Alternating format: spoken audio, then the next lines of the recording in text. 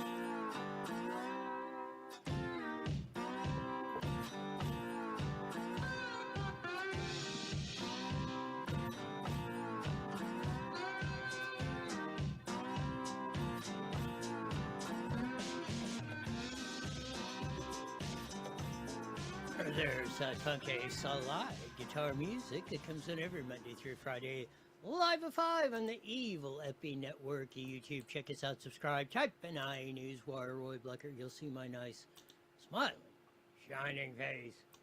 Lots to get on Trump, thumps, the psycho chick Welker, and shows Katie Porter, if you're going to do it right. Man, that was I loved it.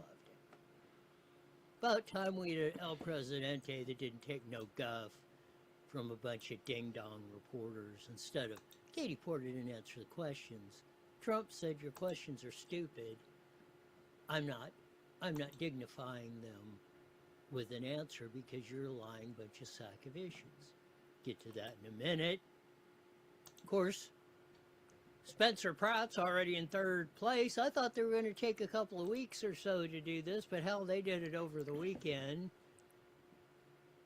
Not necessarily that it's a big surprise, but I think a lot of the people who were going, oh, there's no voter fraud or that, are going, well, you know, this is awful darn suspicious.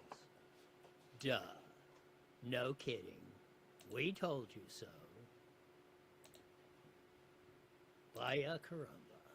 Well, the good news is maybe people are waking up. Get into a little bit of the budget hearings in Riverside County. $10.3 billion budget, out of balance, structural deficit, cops getting laid off, other workers getting laid off, no opening of the 3/4 of the Indio jail, less public safety, less housing, less health and human services for more money. Oh, isn't government great? We'll get into some of that and much, much more. But lead story of the day, armed intruder killed after exchange of gunfire with a homeowner in San Jacinto. Let's see if we can get the ABC 7 report. Here it is. Homeowner shoots and kills armed intruder in San Jacinto. Deputies say.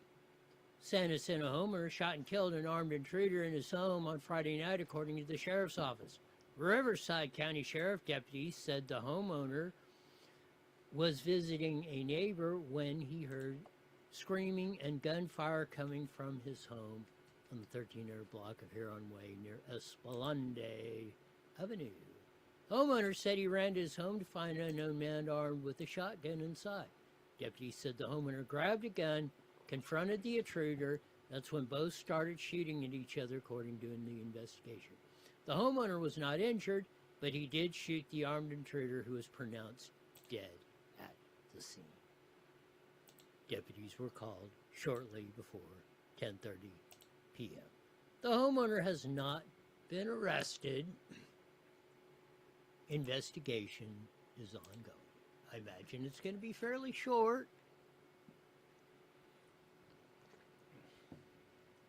And, of course, it will be submitted to the Riverside County District Attorney, Mike Hestron's office, who was down at the budget hearings today, too, along with Sheriff Chad. And you know what? There will be probably no big trials or no anything because the intruder is dead. Most likely, justice was served at the scene. This is what we need, I believe, to have more of.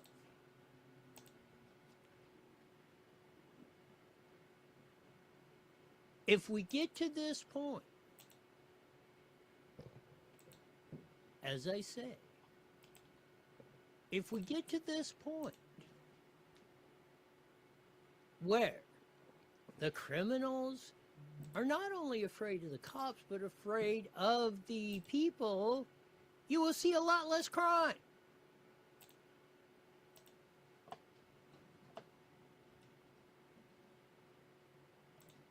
Now, of course, we don't want all-out anarchy, but, and it once was the case, I don't know if it still is, it once was the case,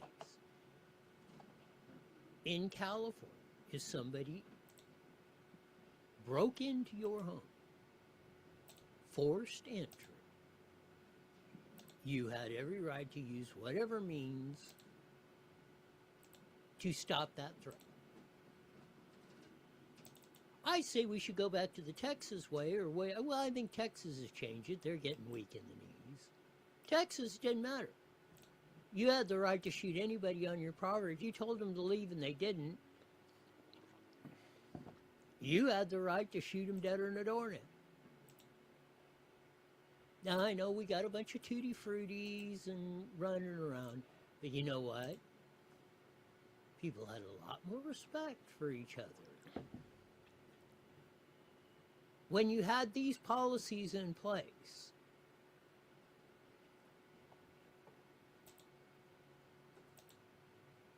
so again, I suspect no charges will be filed against the homeowner. It will be deemed a justified shooting. That guy will not be invading anybody else's home with a 12-gauge shotgun because now he, as Rush used to say, is at room temperature.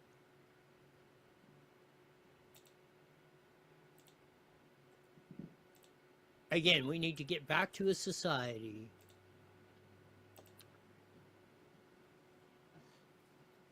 where, you know, people respected each other and people respected each other's property.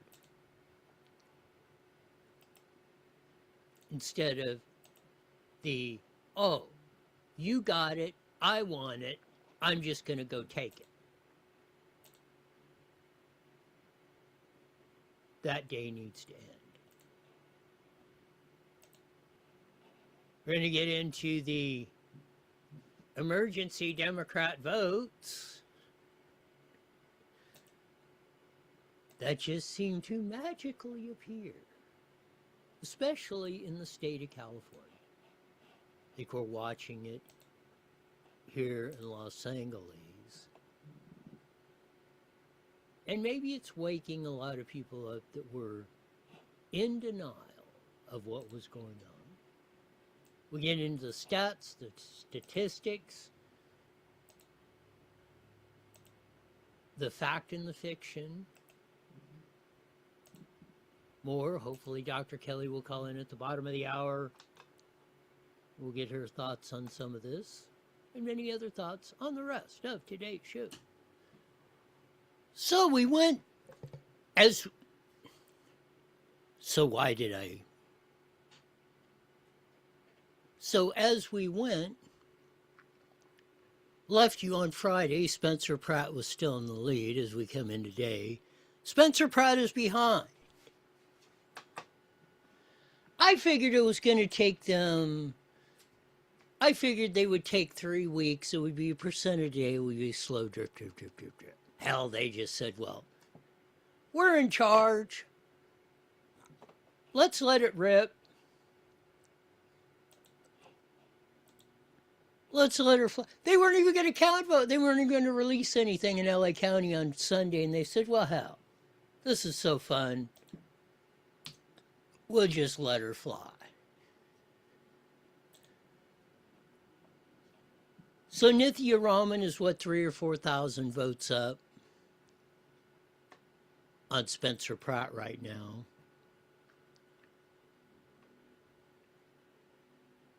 And it's very, very, very, very, very interesting. You see the latest vote totals.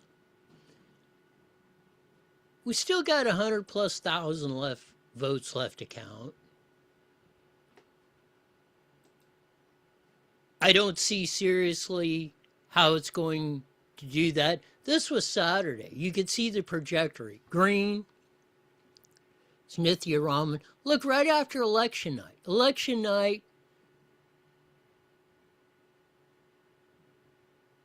And a little bit right after we're counting the votes the next day. Pretty equal spacing. Pratt's got about an 8-point lead. Now he's 0.5% behind in less than a week. And you saw right after election day, you see it just shoot up. From the 3rd to the 4th to the 4th to the 5th, bam! Here come the big dump.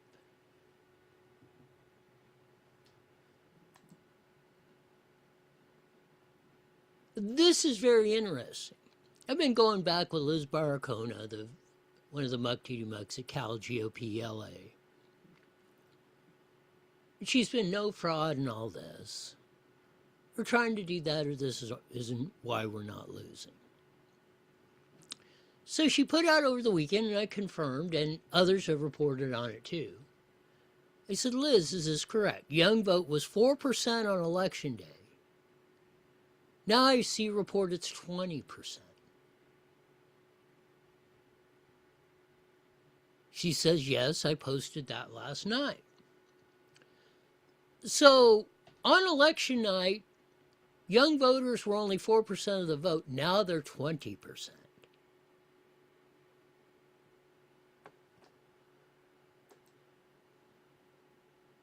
Here's a list. There's 15 council districts in the city of Los Angeles.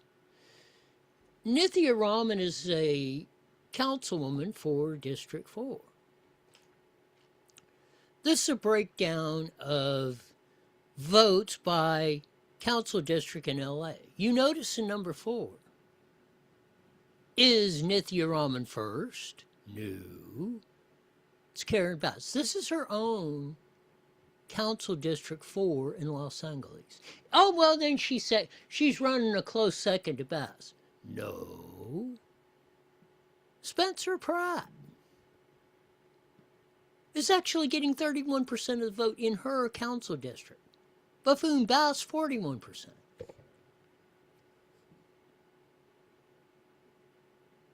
And Steyer and Baccaria are 1 too. It ain't like Hilton's leading it or it's a big Republican district. Spencer Pratt is overproducing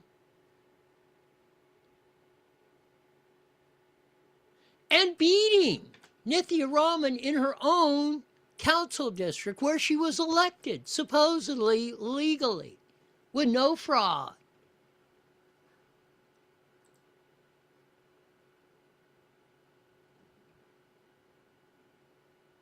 To get this, Jennifer Callahan posted. Signatures need to only be 40% accurate. This is the setting they do at the machine that does that. So 60% potentially. Ballots could be getting through the machine, counted without anybody verifying.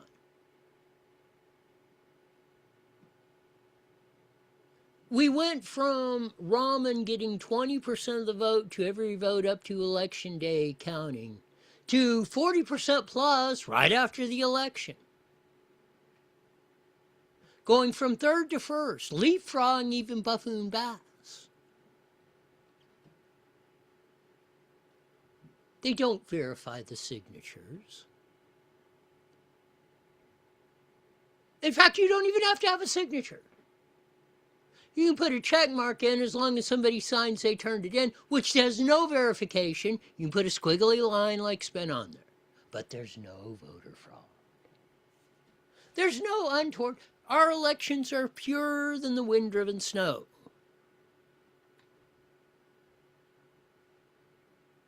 She asked, well, how many of these marked ballots get elected per election? LA County Register of Voters? Well, we don't know. Oh.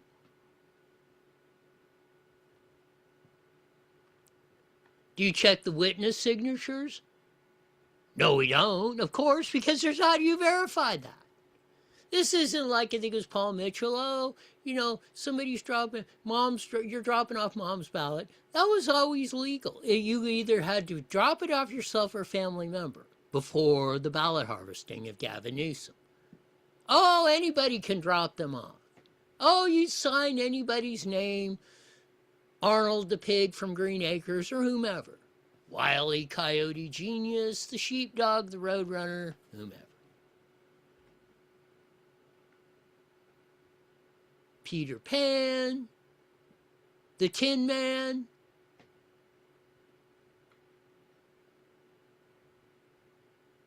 Cinderella, whomever.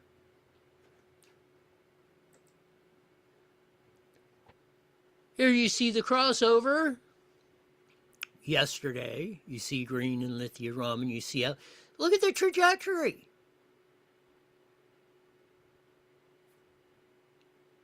The trajectory's going even higher. Notice Spencer Pratt and Buffoon Basses have been relatively consistent all the way through. And Nithya Raman's going, oh, after Election Day, there's this humongous jump.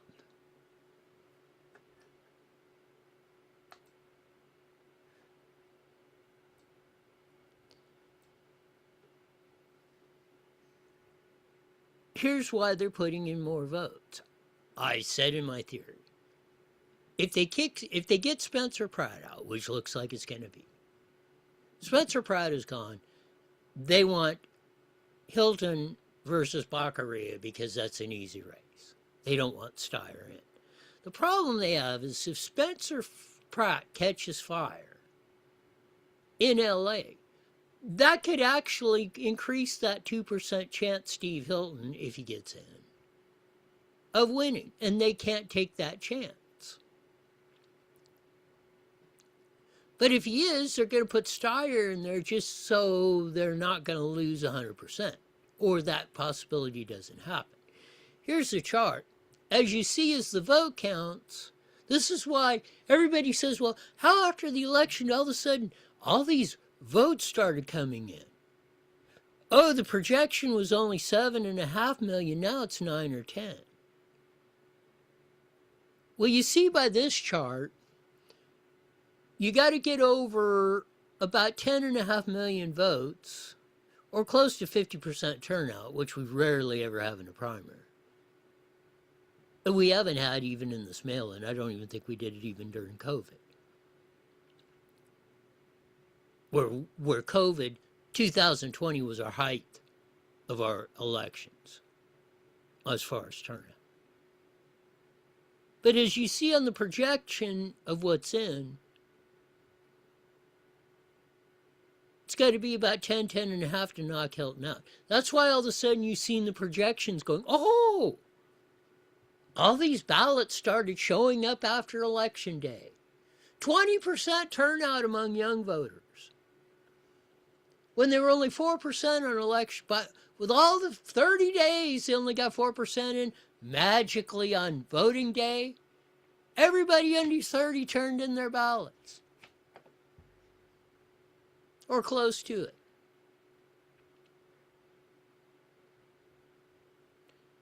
It's in the WAPO, California, is an outlier in taking so long to count ballots. California is notoriously slow ballot count. Persists despite. as attempts to fix the problem, leaving key races in doubt Thursday, unleashing a new round of baseless conspiracy theories. But even in the WAPO, they're now saying California glacial vote count undermines faith in elections. Californians deserve to know the results of their jungle primary by Wednesday morning, the snail's pace at which votes are counted after every election is a national embarrassment and a damning indictment of the blue state governance. More significantly, it undermines the faith in the democratic process by allowing false conspiracy theories to fester and skepticism about the count to metastasize. No, it's just showing what the hell's been going on here.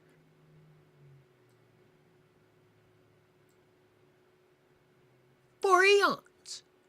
And then they write, well, why is California taking so long to count in key primary races? Because, as I've said, it's much easier to cheat.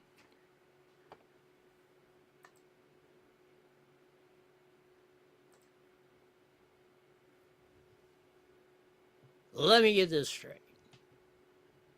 California, the home of hospice fraud, SNAP fraud, immigration fraud, homeless fraud, NGO fraud, and unemployment fraud, is also the state with zero voter fraud. Oh, yeah. We believe that.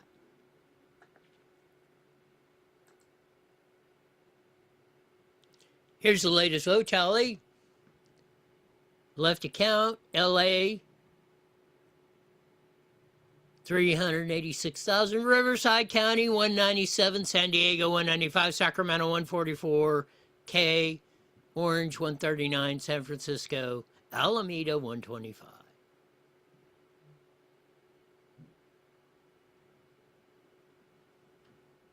The Dem onslaught is a-coming.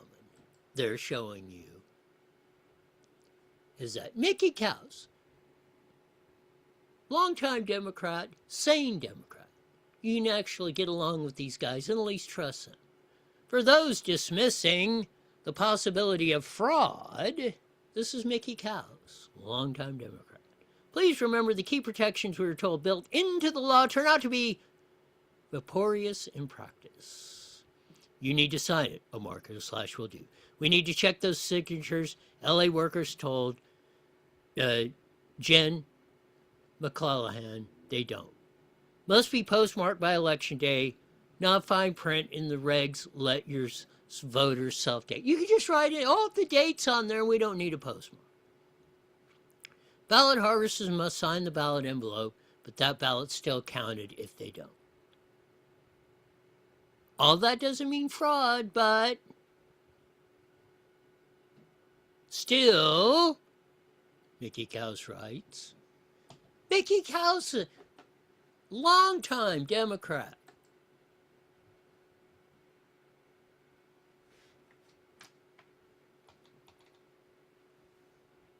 Hang on, we found more votes.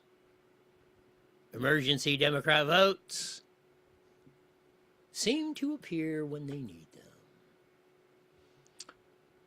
Election rigging made easy. Inflate the voter rolls with fake names, addresses, and illegals. We know 141% of the eligible voters are registered in LA County. Their voter rolls are 50, almost 50% higher than eligible voters. Send them all a mail-in ballot. Mail-in ballots arrive. Bad addresses, empty apartment buildings.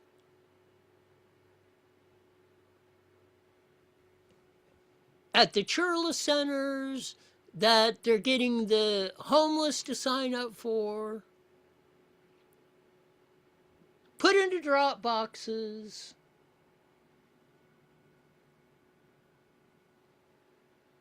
But voila, you have no election rigging.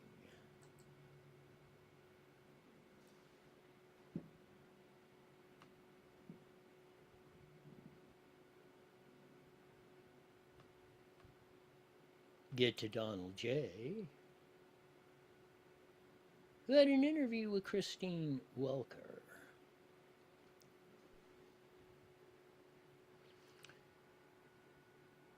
We'll have some of the actual reports. The walkout was great.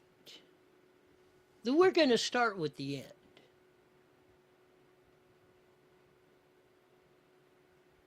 Let's go. Here's Donald J. and evidence than ever presented. Let's talk your about elections in this country. We're like a third world country. Your elections are crooked, and you're crooked, and Meet the Press is crooked, and so is ABC and CBS and CNN. But Mr. President, you're one-sided crooked networks. All right, let's call it quits because I've had enough. Thank you, darling. Have a good time. Mr. President, let's please. I traveled all the way to Wisconsin. Mr. President, please. I love the psycho chick. The psycho chick is big. Oh, Mr. President, I drove all the way to Wisconsin. You're in a tin building. It's raining like cats and dogs, and somebody's got a tin building and has had for eons. You can't hardly hear when the rain's running. This is the difference between Trump and Katie Porter, where she with Jane Wells. Oh, you're not being nice to me, like Bakary. Oh, I'm not. These are going to be softball questions, right? Oh, we're getting hard questions. No, your questions are stupid. Donald J. I traveled all. I know. I traveled all the way to Wisconsin. On and off in the rain, and I've given you enough time. You ought to straighten out your press because you know what? Mr. President, a country can never be great with a dishonest Listen, we traveled all the way to Wisconsin for this interview. We're done. We're out of here. Gotta love El Presidente. As he stomps on the mic after his way out,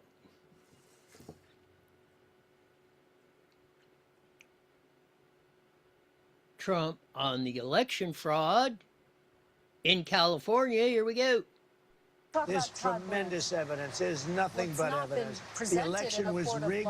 It was a dirty election. And it's happening again right now in California. Presented evidence. It's happening right now in California. Right now, it's look at what's happening in California. To that?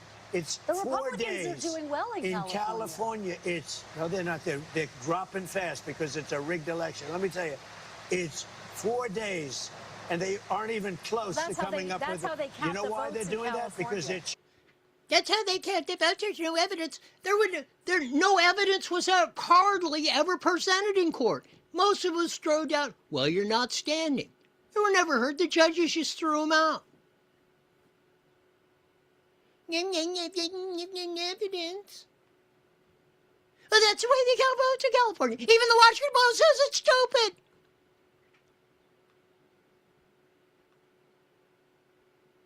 And the psycho chick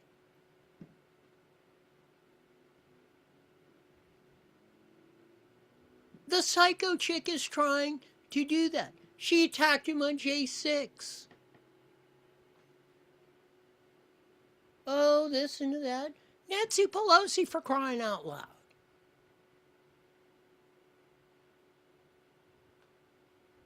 We have responsibility, Terry. We did not have any accountability for what was going on there, and we should have. We had responsibility. That's Nancy Pelosi in the car after J6. Trump said, hey, I want National Guard. Pelosi canceled it.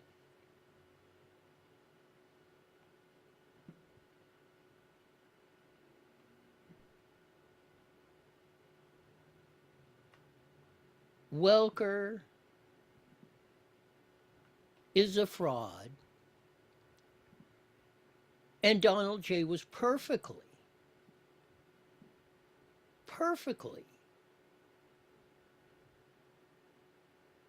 and should have, and did, challenged these yo-yos that keep, this is a problem. Most politicians will not push back, whether it's election fraud, whether it's J6, whether it's anything else. Hospice fraud, unemployment fraud.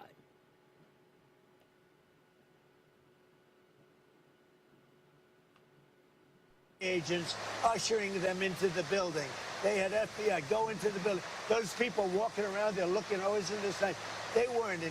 They were being ushered into the building. There's no evidence. You had a bunch of dirty cops, and frankly, what they did was weaponization of our government. But sir, there's no evidence of that more than a. There's no evidence of that. There it is at the bottom of the screen, you yo-yo. The cops were running them in. When somebody lets you in of authority, that is not trespassing.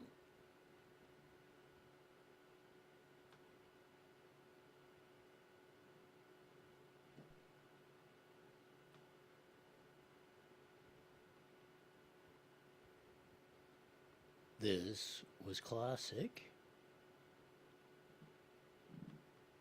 From Donald J. Let's see if it will play. Here we go. We traveled all the way to Wisconsin for this interview. There's the mic smash. We traveled all the way to Wisconsin for this interview. I don't know if that was intentional, but if I'm a betting Donald J. said, here you go. Here's your little microphone. Stuff it up your rear end.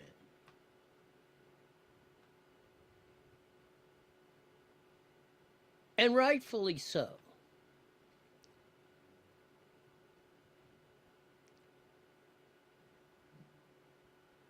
So we got to give 3 cheers to our esteemed 47th President, Donald J. Trump, for sticking it to Christian Welker. We'll get into more of the budget hearings tomorrow, but I just want to give you some highlights. $10.3 billion budget. Largest in history, Riverside County. It's structurally imbalanced. Not only are we probably going to get police officers, deputy sheriffs cut, you're getting screwed, blued, and tattooed. Here's JVW, Jeff Van Wegelen, CEO. Go. Today in my discussion before all of you, we'll go through these 5 topics. I'll start with our key takeaways. The recommended budget is $10.3 billion. That is a 3.4% increase over last year's budget. The discretionary general fund budget is not structurally balanced. We enjoyed a structural balance to our discretionary general fund for 3 years. Last year and this year, we are out of balance. Our hope is the next year that we'll begin to get us back into that balance. To solve that problem, to solve that structural imbalance, we are recommending the use of $66 million from our general fund reserve. In an all-time high budget, in a booming economy, the budget is not structurally balanced. They are dipping into reserves. Reserves are supposed to be when you're in a recession, like the housing crisis, like the of 08, like the dot-com boom of 99. Not when you're doing good. If you're dipping into reserves of that. They went on to explain, we're screwed. We're cooked.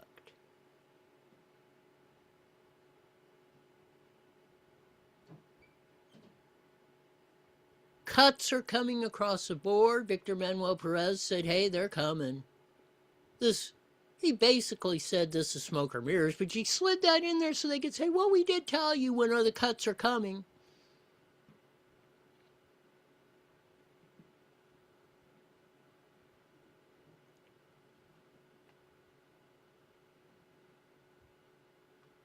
Sheriff Chad Bianco, in his presentation, go.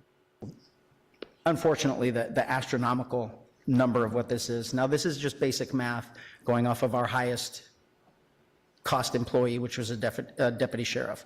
The 124 million basically comes out to 622 positions, 622 deputy sheriffs. And if you remember just a couple slides back, in the last 7 years, I've been able to hire 625 people. So that was basically taking it back to 2019. But the major difference is these are all deputy sheriff positions. We have advised the executive office that a cut of that magnitude is going to be absolutely disastrous. A cut of 622 positions. Basically, everyone we've added since Sheriff Chad has been elected sheriff in 2019, gone. Despite the budget almost doubling. The budget in 19 was about $6 billion. Now it's 10. And we're going back to that level. The cuts, the service reductions, across the board. And more coming. If you read between the lines, or Victor throwed it out there.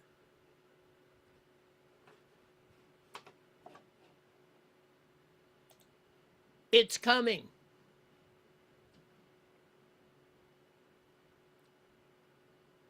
Again, when you're running deficits, when you're dipping into reserves in good times, when you're getting record amounts of money in,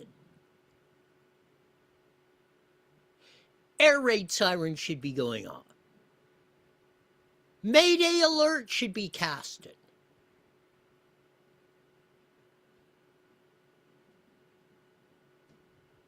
In their own words, as I said today at the County Board of Supervisors, they have failed.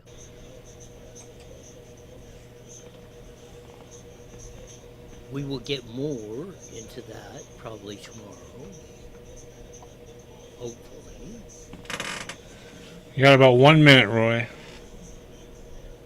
It's just, you know what, a Monday. Riverside County's going broke. Spencer Pratt's getting flushed down the toilet. California's the laughing stock of the freaking world. What more could you ask for, I guess? I don't. If you wanted to ride the stupidity train, man, we're on it. Oh, you forgot about the California gas tax going up more in July, on July 1st. 3 cents more a gallon. We just couldn't have lived without that, Sean. Hello, Dr. Kelly. How are you? Holy cow, man. What do we got? Good. We're just getting ready to start here. I'm going to put you on so you can hear everything. Got 10 seconds, Roy. It's like PatriotSwitch.com. IE Newswire Daily is on the air. The following is a paid program. Views and claims expressed are those of the program producer and are not endorsed by this station. Opinions expressed are not necessarily those of radio station KMET, its management, employees, or affiliates.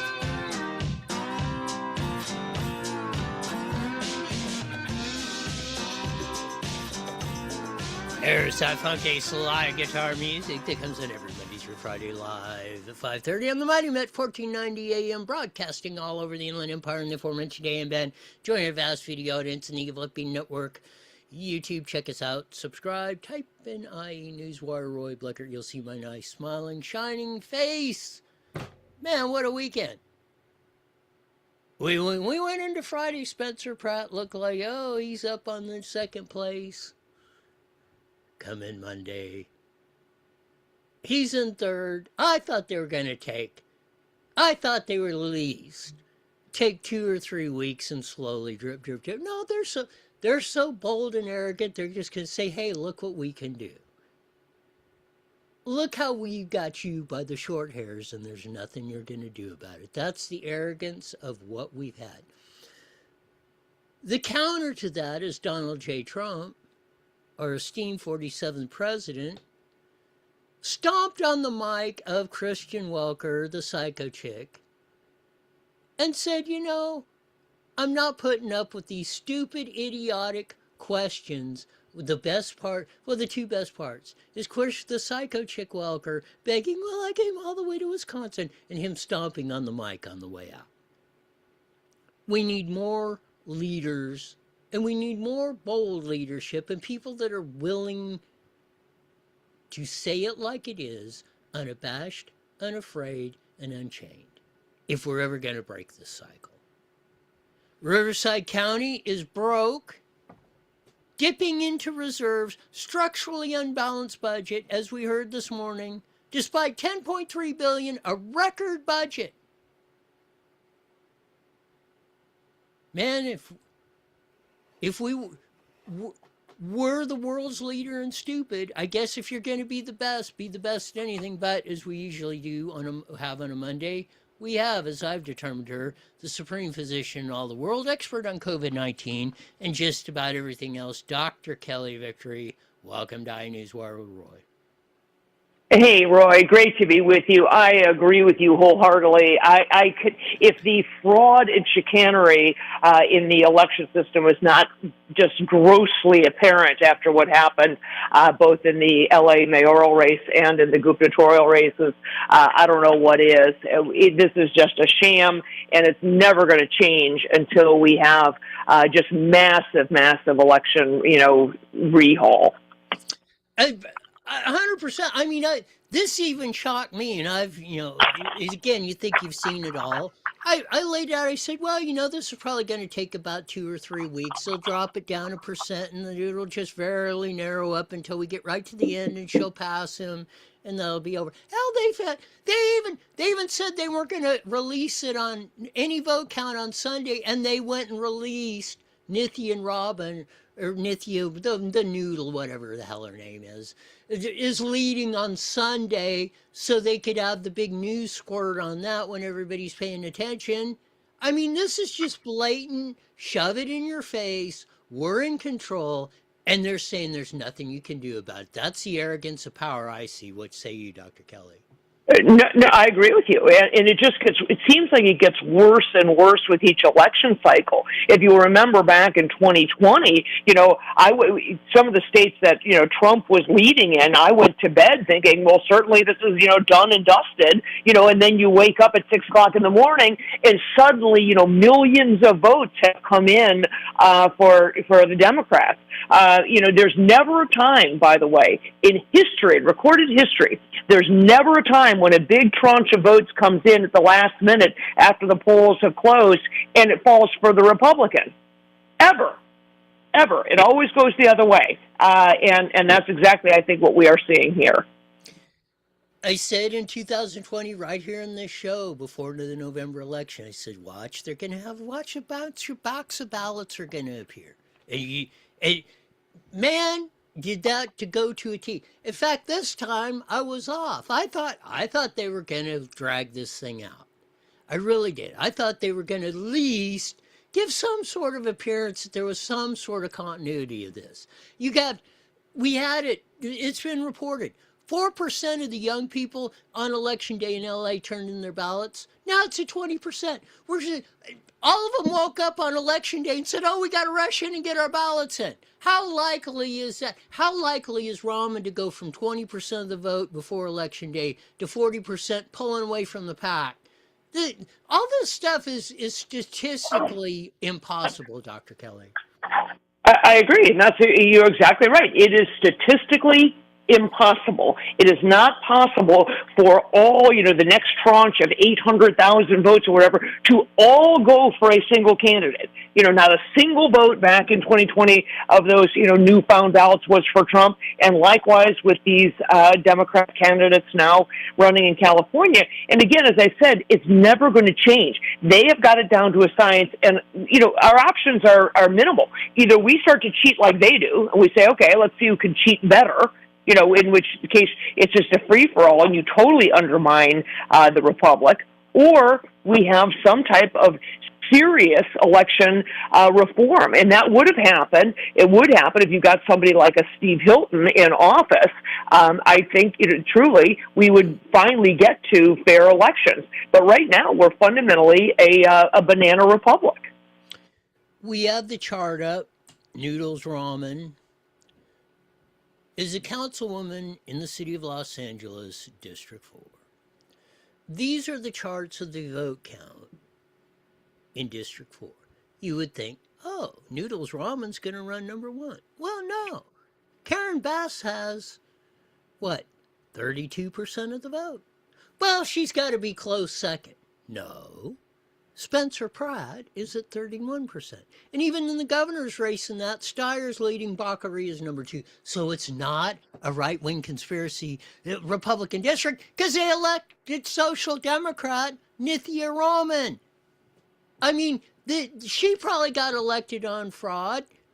This whole thing is going to be on fraud, maybe, with the Washington Post saying California's a laughingstock and practically everybody else.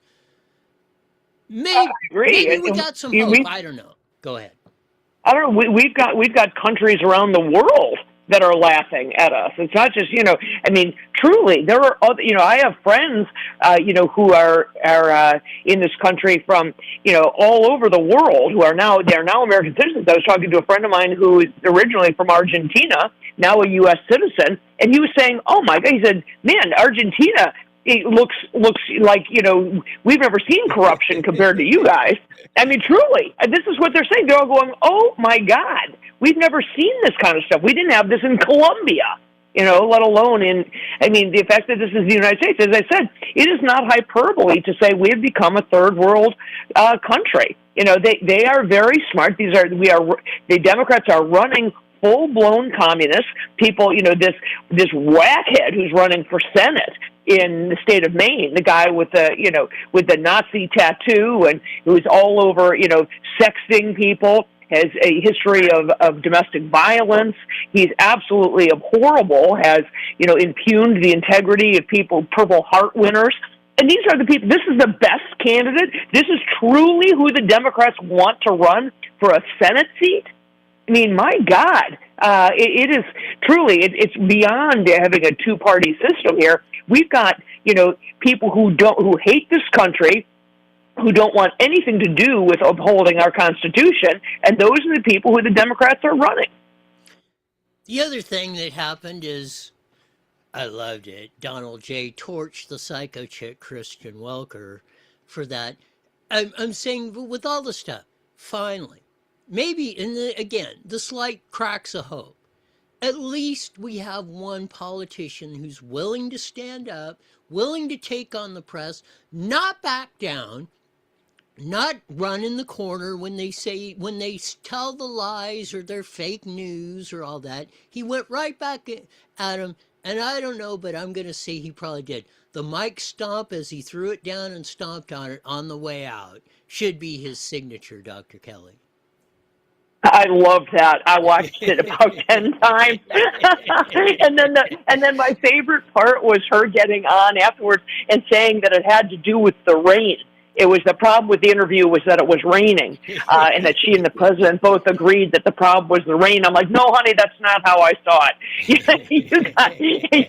you got slapped, and it was awesome. And I love that about Trump. And frankly, he was great during his first term, but now he's got nothing to lose, and that's even better because now he's willing to put these people in their place. And I'm with you. I wish that we had more politicians who are willing to do that. You know who else is willing to do that and who would if he ascended to the White House?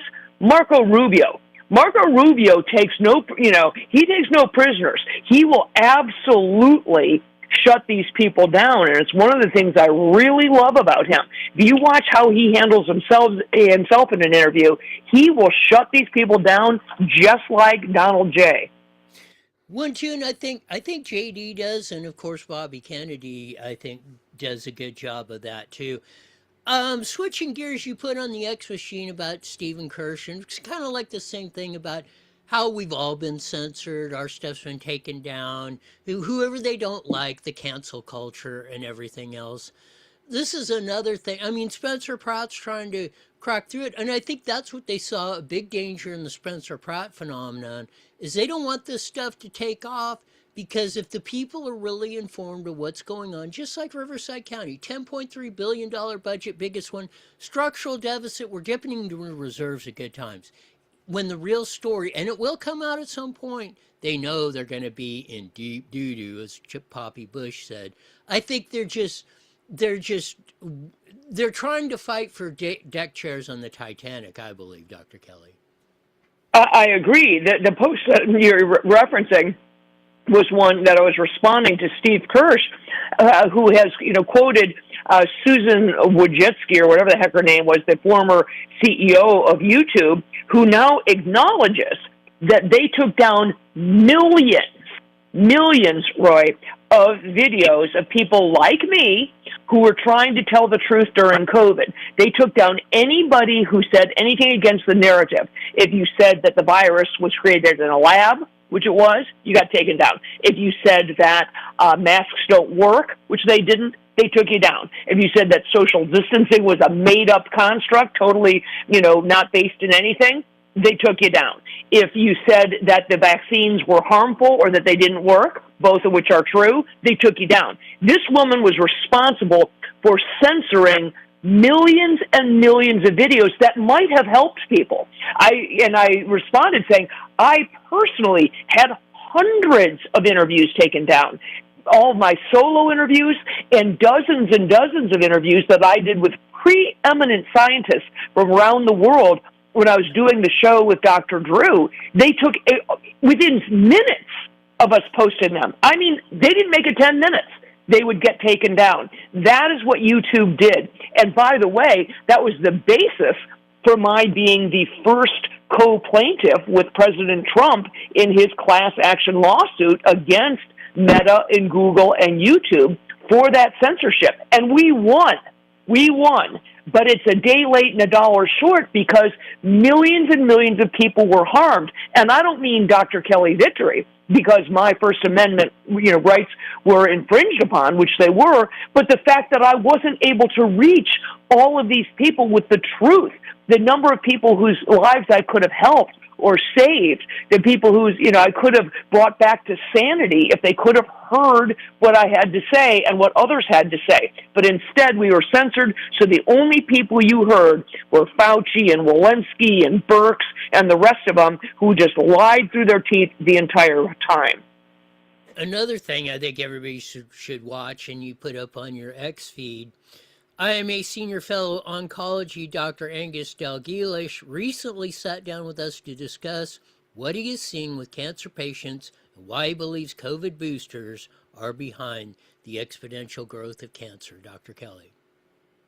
100%, and Dr. Dalgleish is one of many oncologists and many physicians who have been sounding the alarm on this. I'm one of them. I predicted, tragically, before the vaccines were ever rolled out, that we were going to see a huge uptick in cancer because of the potential for the cancer induction by those mRNA shots.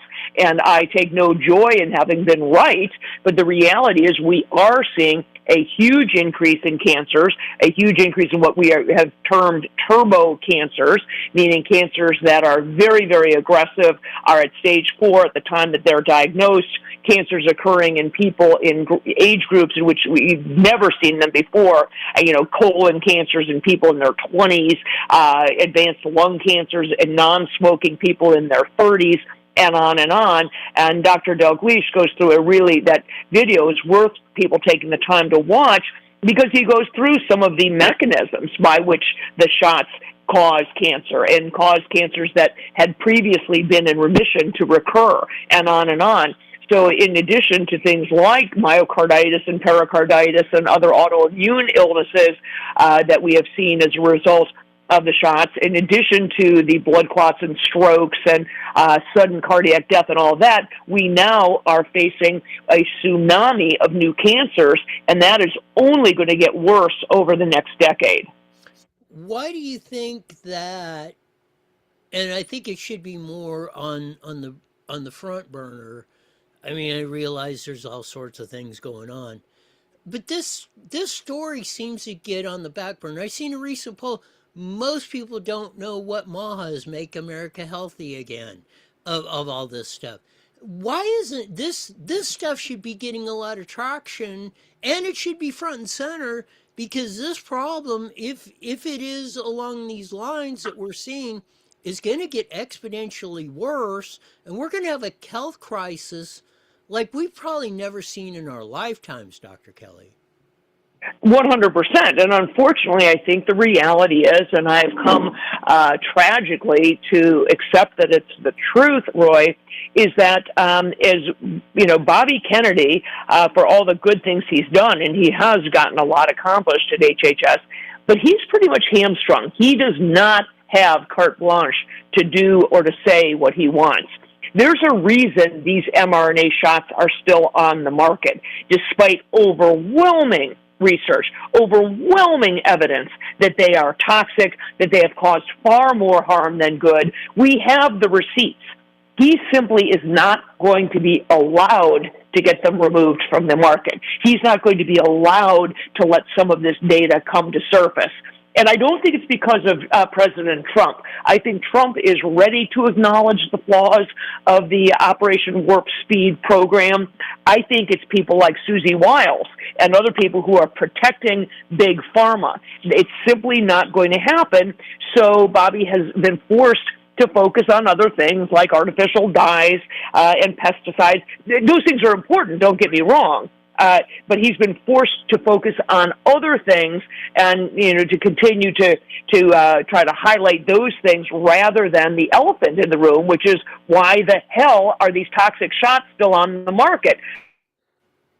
Your average American started to understand, and that's why booster uptake has been so low. Less than 5% of Americans have actually taken these boosters recently, despite the fact that, the American Academy of Pediatricians and certainly pharmacies and the big pharma companies are continuing to try to push them.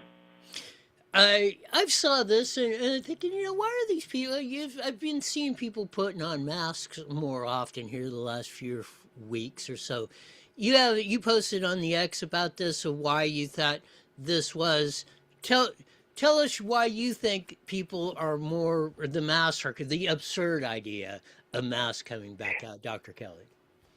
Well, it's ridiculous, but it's because there's a certain, percentage of the population, Roy, I hate to break, brace yourself, that's not that bright. And they hear things like about hantavirus or Ebola, and their go-to is, oh my gosh, it's another virus, I should put the mask back on. Not being able to differentiate, the masks being useless in the first place for a respiratory virus, but at least COVID was a respiratory virus that you're going to wear a mask for. Ebola is not a respiratory virus. It isn't spread through the air. It is only spread by direct physical contact with blood or other bodily fluids from an infected person. So unless you plan to vacation in Uganda or the Congo, don't worry about it. Likewise, hantavirus is not a respiratory virus. It is spread from the infected feces of rodents that have hantavirus. So you can't get it from somebody else walking through the airport in Denver. So the idea of wearing masks is absolutely absurd, but it's because people have fallen for it, and they hear that there's a new virus out there, they hear that it's serious, and they say, oh my gosh, and they double down and put on the darn masks again. It's absolute insanity. Got a couple minutes left. Anything else our audience should know? Well, I guess, again, just paying attention to all of this, certainly like you, I'm paying an awful lot of attention to the election results are coming in. But I think in the meantime, you do have to pay attention to what is or isn't happening at HHS.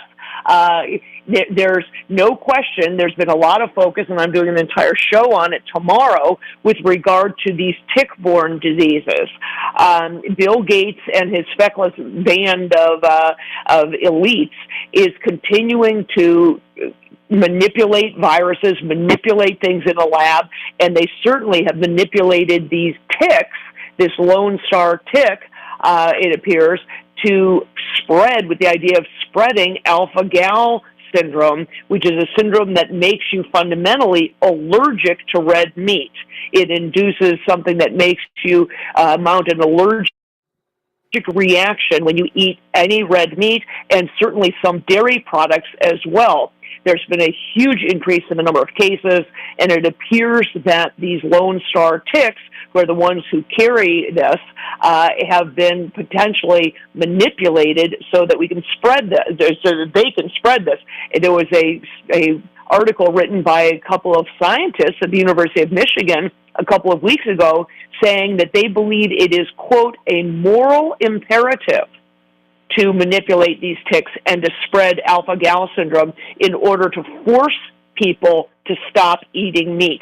That's how much these people have become absolute zealots on their climate control and this social justice or whatever the heck it is, so much so that they believe that they have the right to induce a potentially fatal illness in somebody to stop them from eating meat. So pay attention to this.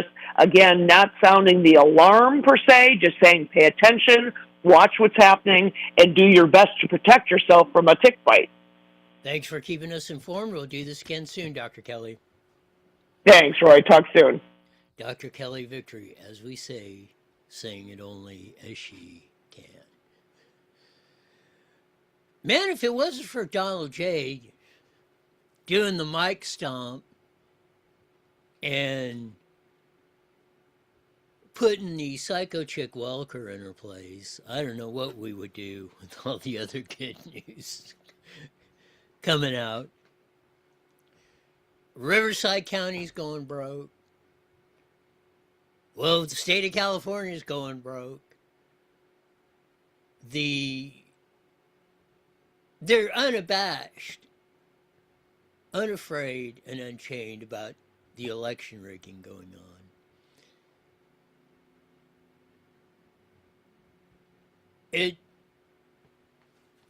Maybe we take a quarter step and 16 steps back, it seems like.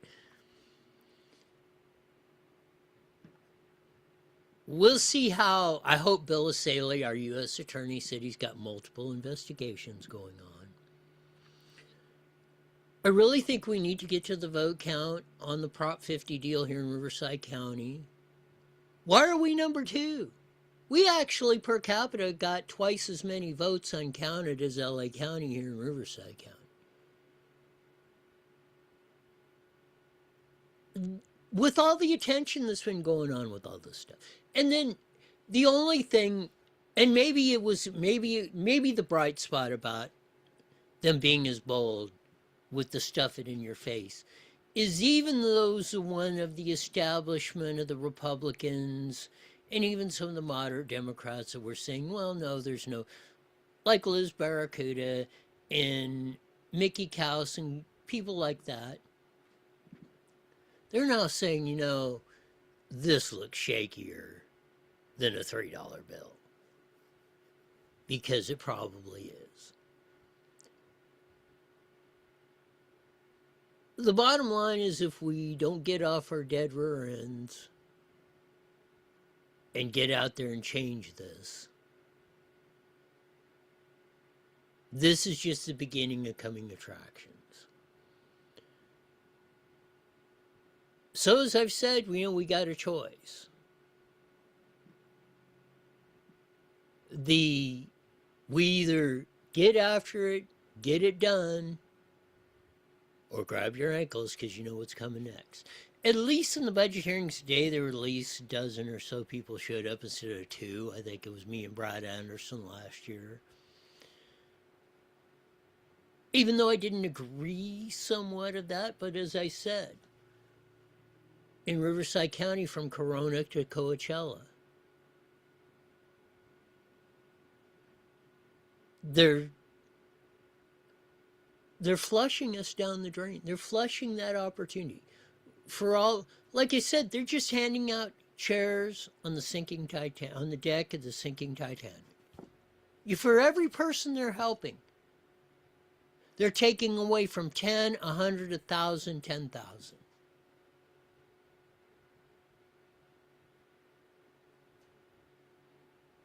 I don't know. I guess it's one of the, I've said, either let's just crash the whole thing and see what we can burn out of the ashes if we don't want to save it. That's the choice we're all facing. That'll do it for today. As we usually say at this time, mandatory, you're back here in 23 hours. Why? You're the best darn show in the whole wide world. Till then, see ya. The proceeding was a paid... Wow, alpha gal syndrome? Holy crap, man. What the hell are they going to come up with next? Jesus. Hocus pocus, and I mean, it might as well. KTLA 11 News in LA just called it for Nita, what's her name, finishing, advancing. How you got a better chance of getting in the mayor's office than Spencer Pratt at this moment. God, Lord, man, I swear to God. You were right. I thought they were going to leave. Yeah. I thought they were at least going to take a couple weeks to shove it down her throat. No, they said, "Oh, we're going to get on the news cycle on Sunday." Yeah. I told you Friday, man. I told you Friday. I'm surprised they didn't do the same thing with the governor's race either. To be honest. I mean, if they keep, I run the chart out. If they get over, they got to get over. If they get over 10 million votes, Hilton will be out. Yeah. Ah, Lord, man, I swear to God. Which they might do. The only thing they were, with Spencer Pratt, the only thing they were thinking was if Spencer Pratt catches fire, he might drag Hilton with him. Well, now that's out the window. So they might take Hilton out here in the next 3 weeks. Yeah, that's what I'm thinking. If they get enough votes, if they find enough ballots. I wonder if people are paying attention. They didn't pay attention to me in 2020. I wonder if they're getting it in 26. I doubt it. We'll see. All right, Roy. I'll talk to you tomorrow.